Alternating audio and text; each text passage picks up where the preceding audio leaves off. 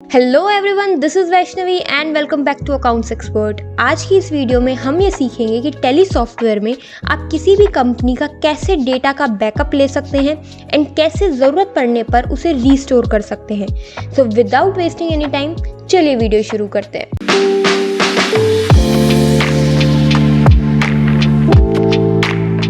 देखिए, backup simply means जो original data आपके पास है उसकी एक कॉपी बनाकर अलग से रखना, सो दैट कभी भी बाय चांस गलती से ओरिजिनल डेटा डिलीट हो जाए या करप्ट हो जाए तो आपके पास एक बैकअप हो, एक कॉपी हो जिसे आप फर्दर यूज़ कर सकते हैं।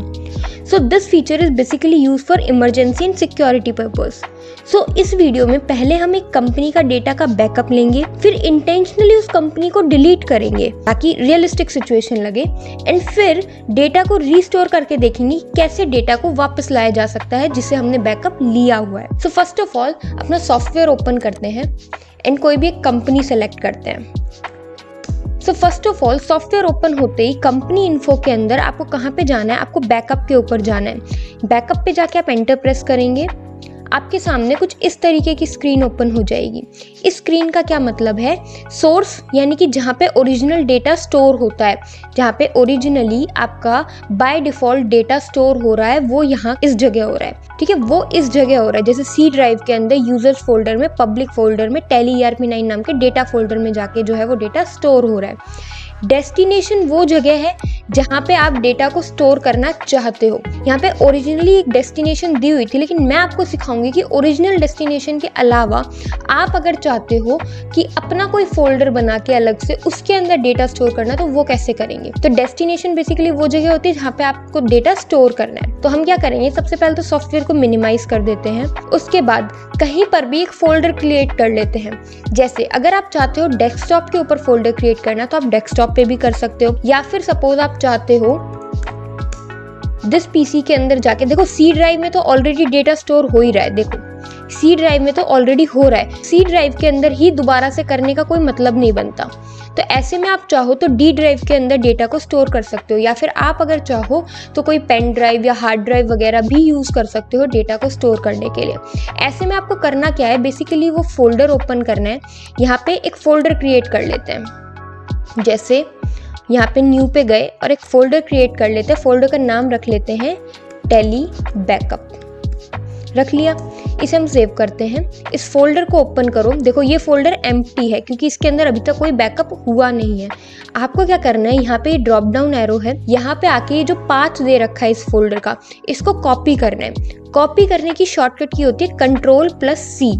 आपने कॉपी किया पाथ को, इसको मिनिमाइज कर देते हैं, वापस से अपने सॉफ्टवेयर पे आते हैं। यहाँ पे डेस्टिनेशन की जगह पे उस पाथ को पेस्ट कर दो।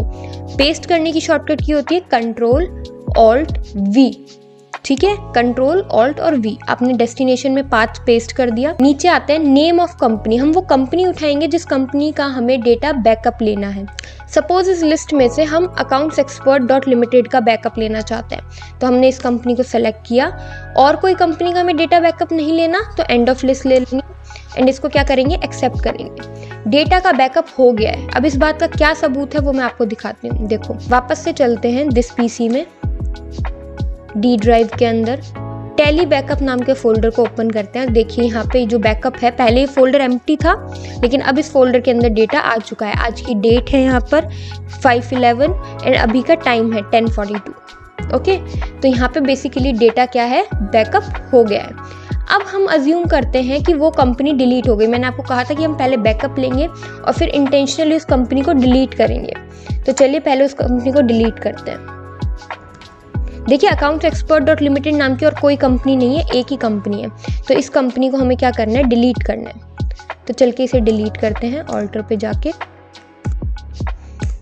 इसे हमने डिलीट कर दिया। और चाहो तो मैं आपको दिखा भी सकती हूँ कि सेलेक्ट कंपनी की लिस्ट के अंदर अकाउंट्स एक्सपर्ट नाम की कोई कंपनी नहीं आ रही है। क्यों, क्योंकि वो हमने डिलीट कर दिया। तो सपोज रियल लाइफ के अंदर भी आपके साथ ऐसी कोई सर्कमस्टांस आ जाता है, ऐसी कोई सिचुएशन क्रिएट हो जाती है कि आपका डेटा जो है वो डिलीट हो गया है, कंपनी डिलीट हो गई है, या फिर सपोज करप्ट हो गया है, वो ओपन नहीं हो रहा है। तो अब उस डेटा को रीस्टोर कैसे किया जाए। बैकअप लेना हमने सीख लिया, अब रीस्टोर करना भी सीखिए। कंपनी इन्फो की स्क्रीन पे जहाँ पे आपने बैकअप लिया था उसके ठीक नीचे रीस्टोर का ऑप्शन है, तो रीस्टोर पे जाएंगे एंड कुछ इस तरीके की स्क्रीन आपके सामने ओपन हो जाएगी। इस बार सोर्स और डेस्टिनेशन की जो पोजीशंस है वो डिफरेंट हो जाएंगी। इस बार डेस्टिनेशन आपका ओरिजिनल डेटा वाला फोल्डर रहेगा, जहाँ पे ओरिजिनल डेटा स्टोर होता है, जहाँ से एक्चुअली में डेटा डिलीट हुआ है, वो आपका डेस्टिनेशन रहेगा। और सोर्स वो जगह रहेगी जहाँ से आपने डेटा का बैकअप लिया है। तो देखिए यहाँ पे सोर्स के अंदर ही बाय डिफ़ॉल्ट ये आ रहा है।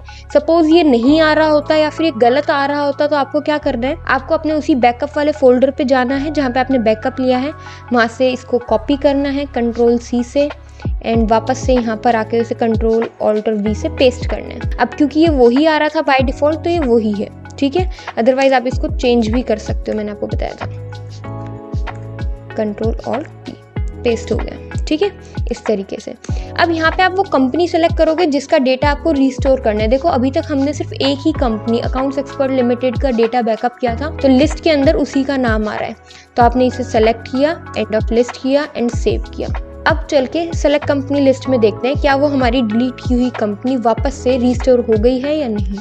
तो सेलेक्ट कंपनी पे गए, अकाउंट्स एक्सपर्ट, देखिए आ गई आपकी कंपनी, है ना। हमने पहला डेटा को बैकअप लिया था, फिर हमने कंपनी डिलीट करके देखी थी, लिस्ट में से कंपनी चली गई थी क्योंकि वो डिलीट हो गई थी, फिर हमने उसे रीस्टोर भी करके देखा। सो आई होप कि किस तरीके से डेटा का बैकअप लेना है, किस तरीके से उसे रीस्टोर करना है, ये आपको आ गया होगा। अगर फिर भी कोई डाउट आपके मन में रह जाता है तो feel free to ask in the comment section. So video को एंड तक देखने के लिए बहुत बहुत शुक्रिया। Thank you so much for watching. Hit the like button, share the video and subscribe the channel for more such daily content. Thank you so much.